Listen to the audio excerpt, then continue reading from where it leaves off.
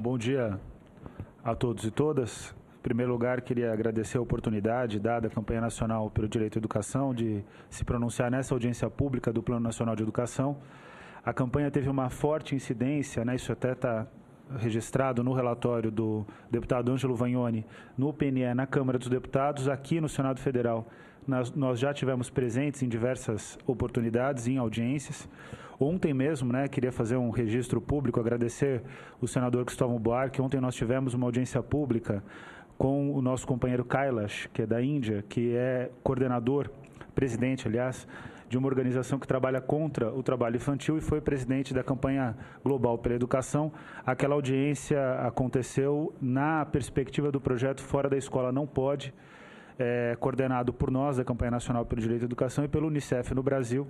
E ontem foi um momento muito especial, está registrado até no Jornal do Senado Federal. Queria também agradecer ao senador Ciro Miranda e ao senador Álvaro Dias pela oportunidade de debater o Plano Nacional de Educação mais uma vez aqui no Senado Federal. Bom, eu trouxe uma apresentação e a ideia da nossa intervenção aqui hoje é demonstrar que o Plano Nacional de Educação tem sido desconstruído nas duas comissões em que ele passou no Senado Federal, a Comissão de Assuntos Econômicos e a Comissão de Constituição e Justiça do Senado Federal. O próximo slide mostra o que a Constituição Federal demanda do Plano Nacional de Educação. Então, o nosso debate aqui vai estar bastante registrado naquilo que a Constituição demanda como regra, como prioridade, como determinação daquilo que o PNE deve corresponder. A Constituição, na reforma empreendida pela Emenda Constitucional 59 de 2009, no artigo 214, ela vai dizer que o PNE tem duração decenal, ele deve articular o Sistema Nacional de Educação. Então, o Plano Nacional de Educação ele tem uma demanda clara de trabalhar a questão do federalismo na matéria educativa e ele deve assegurar a manutenção e desenvolvimento do ensino, que é um elemento regulado pela Lei de Diretrizes e Bases da Educação Nacional no artigo 70 e 71 da LDB, e ele deve gerar ações integradas dos poderes públicos das diferentes esferas federativas, o que significa que o PNE ele deve significar um esforço de cooperação entre União, Estados e municípios. Esse esforço de cooperação, obrigatoriamente, deve seguir as seguintes diretrizes: erradicação do analfabetismo, universalização do atendimento escolar, melhoria da qualidade do ensino, formação para o trabalho, promoção humanística, científica e tecnológica do país e estabelecimento de meta de aplicação de recursos públicos em educação como proporção do produto interno bruto. Na imprensa, muitas vezes, tem sido debatido, e alguns especialistas reforçam essa questão, de que é um absurdo se vincular uma meta no Plano Nacional de Educação equivalente ao PIB. Só que esse absurdo, que eu não considero absurdo, pelo contrário, a gente considera que é uma medida extremamente importante, poderia vir acoplada a ela uma meta de custo aluno ano também, que seria complementar e reforçaria a luta por mais recursos para a educação, que o Marcelino já apresentou aqui. Mas o aspecto fundamental que tem que ser posto é que esse é um dispositivo constitucional e que, portanto, ele deve ser parte inerente do Plano Nacional de Educação. Não dá para se abrir mão de se garantir no Plano Nacional de Educação esse elemento da vinculação de uma meta de investimento em educação como proporção do produto interno bruto. Dito isso, o que o Plano Nacional de Educação determina como, o que a Constituição Federal, melhor dizendo, determina como objetivo do Plano Nacional de Educação, eu trouxe aqui alguns aspectos que são consenso na rede da Campanha Nacional pelo Direito à Educação, que aí vai desde dos gestores da Undime, que é a União Nacional de Dirigentes Municipais de Educação, passa pela Confederação Nacional dos Trabalhadores em Educação, pela Fundação Abrinq, que inclusive tem representantes aqui hoje, que é uma fundação de base empresarial, e chega ao Movimento dos Trabalhadores Rurais Sem Terra. Então, a campanha é uma rede bastante ampla e que consegue construir consensos, mesmo diante de toda essa pluralidade. A nossa avaliação dos relatórios da Comissão de Assuntos Econômicos e da CCJ é que, em primeiro lugar, ela desobriga o poder público em criar matrículas em educação profissional de nível médio, no sentido de que tinha-se uma meta ali na Câmara dos Deputados de que as novas matrículas, 50% seriam públicas e que hoje esse dispositivo foi substituído para matrículas gratuitas, não matrículas públicas, sempre sabendo que nessa modalidade de educação básica, na educação profissional de nível médio, a grande qualidade da educação se dá no segmento público. O Marcelino foi aluno de escola técnica, eu também. Quer dizer, com certeza foi a experiência educacional mais importante da nossa vida. Quer dizer, não tem dúvida sobre a qualidade da educação, tanto da educação técnica profissional de nível médio da rede federal, como também das redes estaduais. Uma outra desobrigação do poder público preocupante no relatório da Comissão de Assuntos Econômicos foi a desobrigação em criar matrículas na educação superior.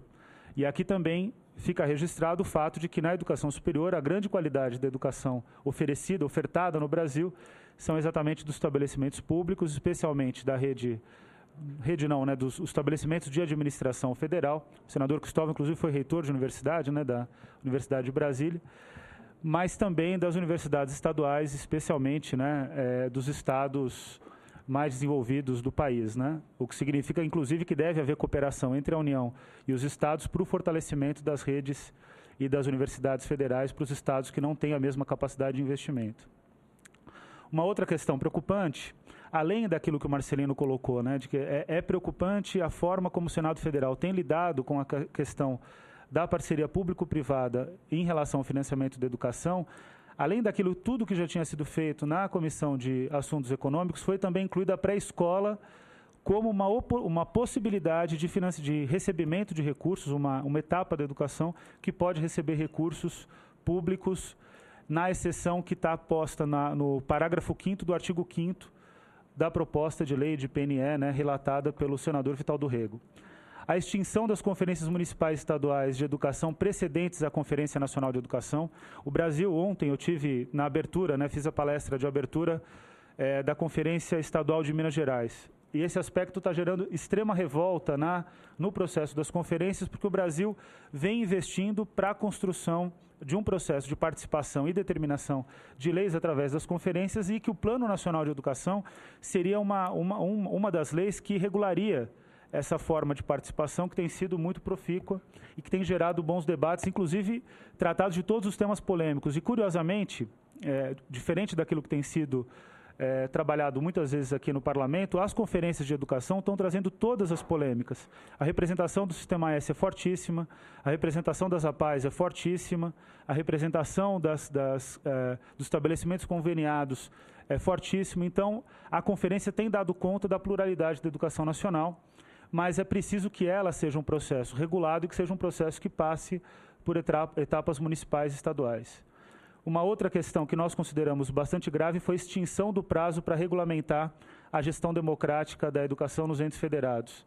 Também foi extinguido o prazo para regulamentar o Sistema Nacional de Educação, que é essencialmente aquilo que o PNE deve articular como seu objetivo primordial, segundo o artigo 214 da Constituição Federal. O prazo que nós trabalhamos na Câmara dos Deputados era 2 anos após a aprovação do Plano Nacional de Educação. Também foram retirados, e esse aspecto é gravíssimo, senador Álvaro Dias, a retirada de pré-requisitos de diagnóstico, metas e estratégias para a protocolização dos PNS. O que significa que os novos planos nacionais de educação eles não devem vir acompanhados de uma série de elementos centrais que, inclusive, faltaram na construção do Plano Nacional de Educação que está em debate agora. Sempre bom lembrar que quando o presidente Lula, e eu estava no dia, estava no Palácio do Planalto, em 15 de dezembro de 2010, quando o presidente Lula encaminha o texto de Plano Nacional de Educação ao Congresso Nacional, ele encaminha o texto desacompanhado de um diagnóstico. Se não fosse a pressão da sociedade civil e uma deputada da oposição, a professora Dorinha, não teria acontecido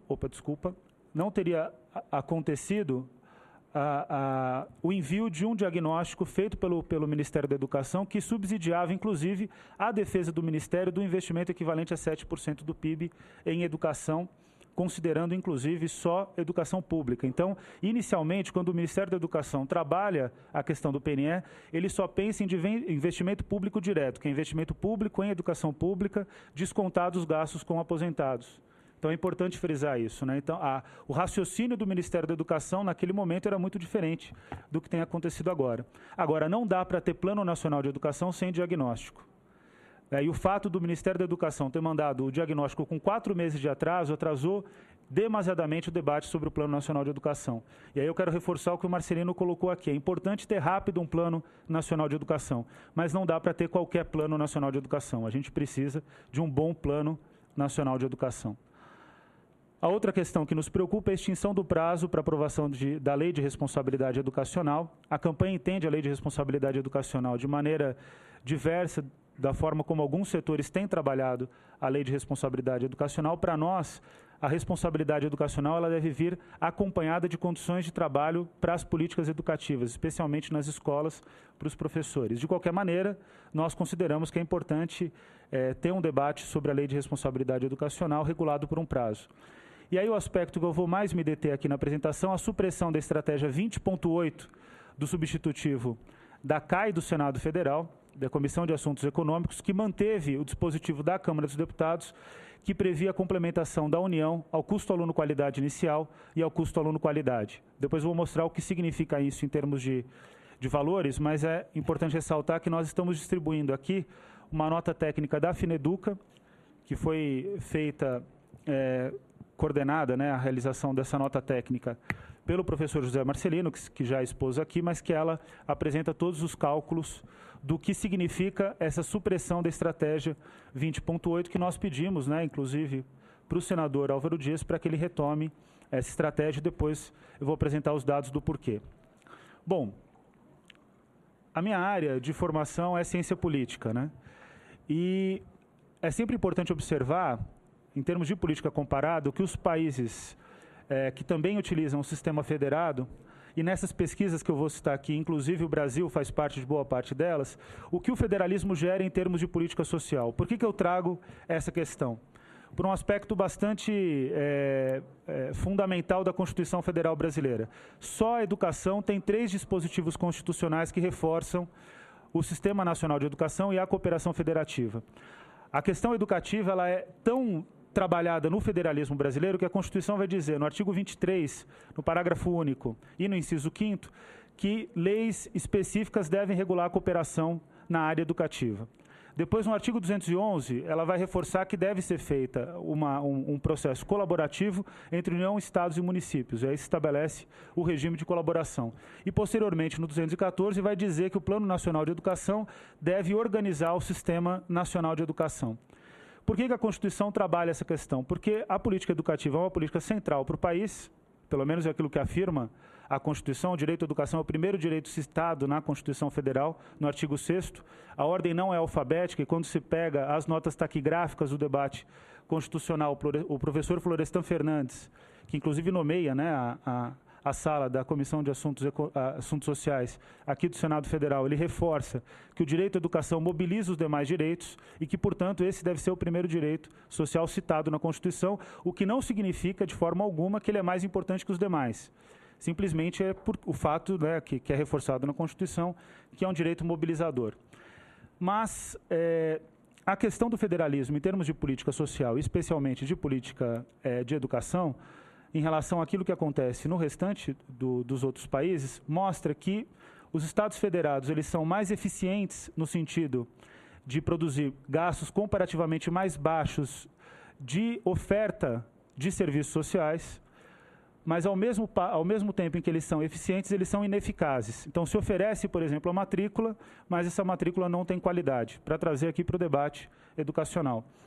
Os Estados federados eles tendem à descoordenação, o que significa que uma decisão nacional dificilmente é respeitada pelos entes subnacionais, sempre tem um conflito entre entes subnacionais e o ente nacional, né? No caso do Brasil, o governo federal, e que para resolver o problema federativo, se estabelece padrões mínimos de qualidade para a oferta dos serviços públicos. O que significam esses padrões mínimos de qualidade? É garantir que, em que pese a desigualdade que é inerente a qualquer federação, se a gente pensar, por exemplo, a Europa, que hoje tem um grande debate se a Europa deve ser um país não, né? Se a Europa deve ser uma união federativa, né? A Europa, obrigatoriamente, tem desigualdades. Se a gente pensar no Brasil, então, por exemplo, no caso europeu, Portugal, Itália, Espanha, Grécia são muito mais desfavorecidos economicamente, têm muito mais dificuldades econômicas do que, por exemplo, Inglaterra, Alemanha. Se a gente for pensar no Brasil, os estados do Norte e Nordeste têm desigualdades que são bastante gritantes em relação aos estados do Sul e Sudeste. Então, qual é o segredo das federações? Estabelecer um padrão mínimo de qualidade, e a qualidade desse padrão mínimo ela é essencial, tem que ser um padrão mínimo que, de fato, seja um padrão mínimo que garanta os direitos sociais, e que esse padrão mínimo de qualidade vai diminuir o grau das desigualdades, o que significa que um cidadão em São Paulo vai ter o mesmo direito à educação em relação a um cidadão do Amazonas na base de um padrão mínimo. Vai ter uma escola não tão desigual entre essas duas realidades, né? E o que significa essa escola não tão desigual, né? E aí eu vou reforçar aqui o custo aluno-qualidade, dar um pouco de visualização em relação àquilo que o Marcelino já apresentou para vocês. A escola do custo aluno-qualidade inicial, ela é essencial para a nossa ideia de custo aluno-qualidade inicial, porque a gente, no fundo, acaba pensando tanto um sistema de ensino como também uma escola que garanta um padrão mínimo de qualidade. Segundo uma pesquisa recente da Universidade de Brasília e da Universidade Federal de Santa Catarina, só 0,6% das escolas brasileiras atendem esse padrão. Não, essa pesquisa precisa ser, inclusive, aprofundada. Mas é uma escola que tem, além de sala de aula, sala de direção e equipe, sala de equipe pedagógica, sala de professores, ela necessariamente tem que ter uma biblioteca. No caso dos anos iniciais do ensino fundamental, uma biblioteca com 4.000 títulos, o que significa 4.000 materiais diferentes, distintos, que passam desde literatura infanto-juvenil até enciclopédias, dicionários, material de apoio pedagógico, o que significa que essa escola tem que incentivar a leitura e tem que dar meios para que os alunos possam, de fato, ler. Tem que ter um espaço para os estudantes, quadra coberta, brinquedoteca, e brinquedoteca é essencial numa escola de anos iniciais do ensino fundamental, laboratórios de informática e 3 laboratórios de ciências, o que significa que o incentivo à ciência e a curiosidade científica deve ser estimulada, e todos vocês vão concordar com isso, desde a educação básica. Além dos insumos, né, que são rapidamente passados aqui, relativos às escolas, tem também um aspecto fundamental no custo aluno-qualidade, que é o estabelecimento de um número máximo de alunos por turma. Eu trabalhei no ensino médio noturno de São Paulo, no que era considerado o Triângulo da Morte em São Paulo, que era Capão Redondo, Jardim Ângela e Jardim São Luís. Muitas vezes a gente se depara na imprensa com analistas que dizem que o número de alunos por turma não influi na qualidade da educação. Eu posso garantir para vocês que dar aula para 55 alunos à noite em São Paulo, numa região de alta vulnerabilidade social e alta violência, é praticamente impossível no sentido de se garantir a aprendizagem de fato desses alunos. Então, estabelecer o número de alunos por turma máximo é essencial para a garantia daquilo que a pedagogia tem determinado como sua maior fronteira de dificuldade, que é garantir uma aula tão boa que você atenda às necessidades de cada aluno de maneira específica. Essa tem sido a principal fronteira do debate pedagógico. Além do número de alunos por turma, o custo aluno-qualidade trabalha com o piso como remuneração inicial e com uma política de carreira que considera diferenças, por exemplo, para aqueles que trabalham no campo, para aqueles que têm uma atribuição como coordenação pedagógica. Então, ele parte de um padrão mínimo de qualidade, que o mínimo é mínimo mesmo, em que pese o fato de que as escolas brasileiras estão muito distantes desse mínimo, e esse mínimo ele precisa ser garantido para que a educação garanta aquilo que é o princípio fundamental da educação nacional, que está no artigo 206 da Constituição Federal, inciso 1º, igualdade de condições para acesso e permanência à escola. Então, esse é o objetivo fundamental do custo aluno-qualidade. O custo aluno-qualidade trabalha sobre custo de manutenção de escolas, mas ele também calcula quanto custa a construção de equipamentos escolares. Só para dar um dado para vocês, isso a gente divulgou na época das manifestações de junho, né? Os custos para a Copa do Mundo, em que pese que são custos de transporte, logística urbana, melhoria de aeroportos, além dos estádios, mas os custos da Copa do Mundo, que são financiados pelo BNDES, que, portanto, partem, né, de um fundo financiado pelo Tesouro Nacional, alcançaram um patamar de 28 bilhões de reais. A gente não está discutindo aqui se o dinheiro deveria vir para a educação, se isso é prioritário ou não é. A gente só queria mostrar que com 25 bilhões de reais, daria para construir escolas com o padrão do custo aluno-qualidade para todas as crianças de 4 e os adolescentes até 17 anos que estão fora da escola. Que a Emenda Constitucional 59 de 2009 vai dizer que em 2016 todos eles têm que estar dentro da escola.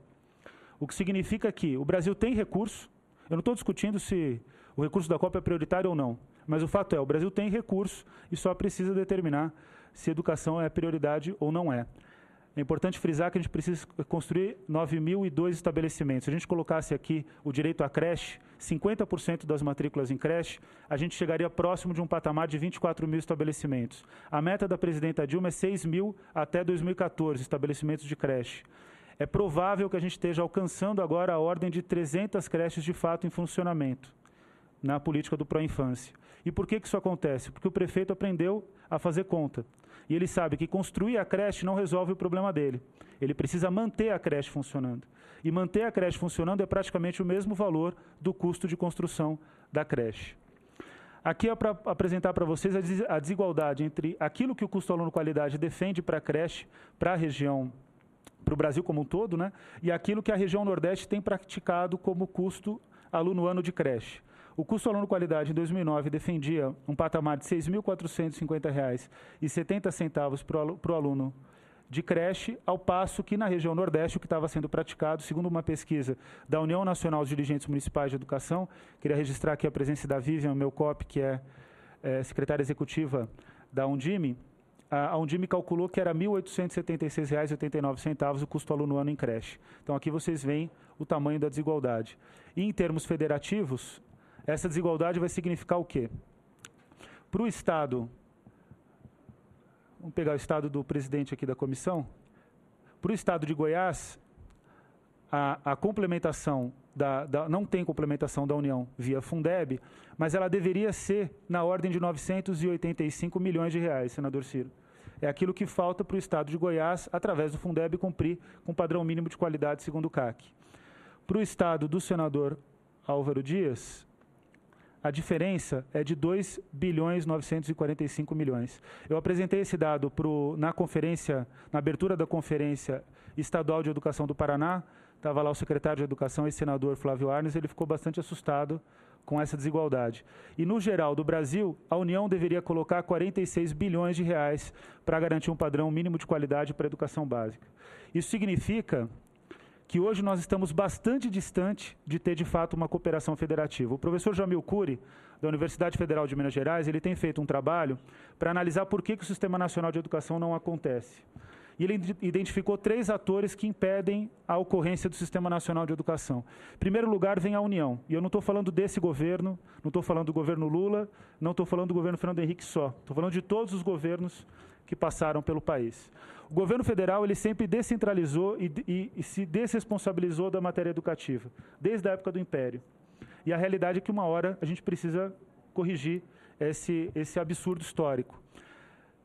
Para as matrículas atuais, o governo federal deve colocar 46 bilhões de reais. Isso significa ele deixar de governar com base em programas, como ele tem feito hoje, como eu citei o caso do Pró-Infância, e eu poderia citar tantos outros casos, e passar a cumprir aquilo que a Constituição Federal diz no artigo 211, que é transferir recursos para estados e municípios e também assessoria técnica a estados e municípios. Então, o Plano Nacional de Educação obrigatoriamente tem que corrigir isso. E a estratégia 20.8 do Plano Nacional de Educação, ela obrigatoriamente tem que ser recuperada. Esses 46 bilhões de reais, eles não dariam para garantir a carreira que os profissionais da educação, né, e aqui eu me remeto à delegação da CNTE, que está aqui presente, para a carreira que os profissionais da educação merecem, mas todos os estados conseguiriam cumprir o piso.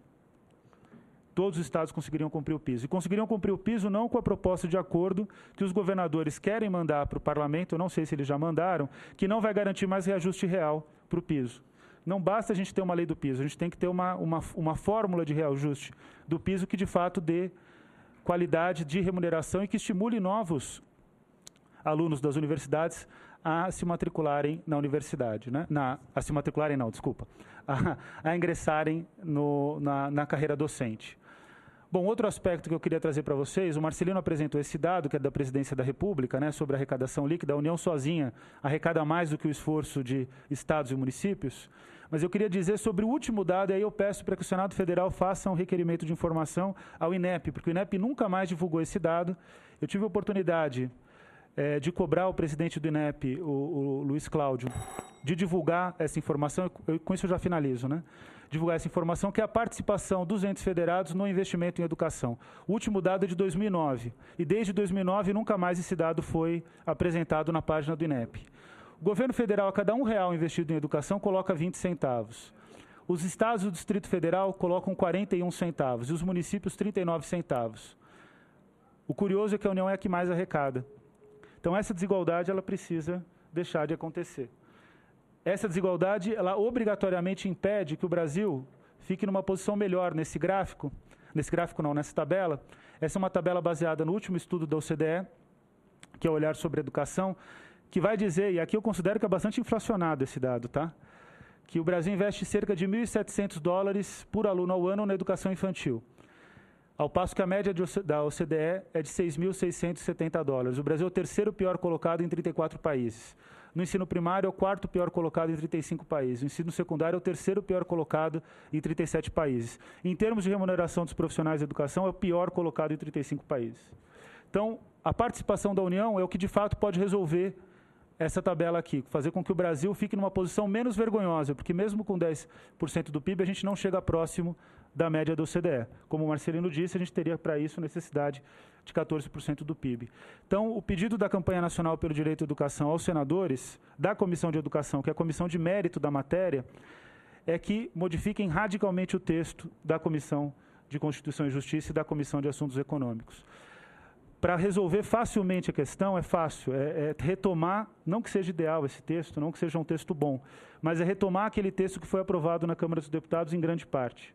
Aquele texto é marcadamente melhor do que o texto que foi aprovado nas duas casas do Senado. E o que o Senado não cometa o erro que cometeu na Lei do Petróleo. Na Lei do Petróleo, a sociedade civil esteve aqui, lutou para que o Senado vinculasse metade do Fundo Social do Pré-Sal à educação.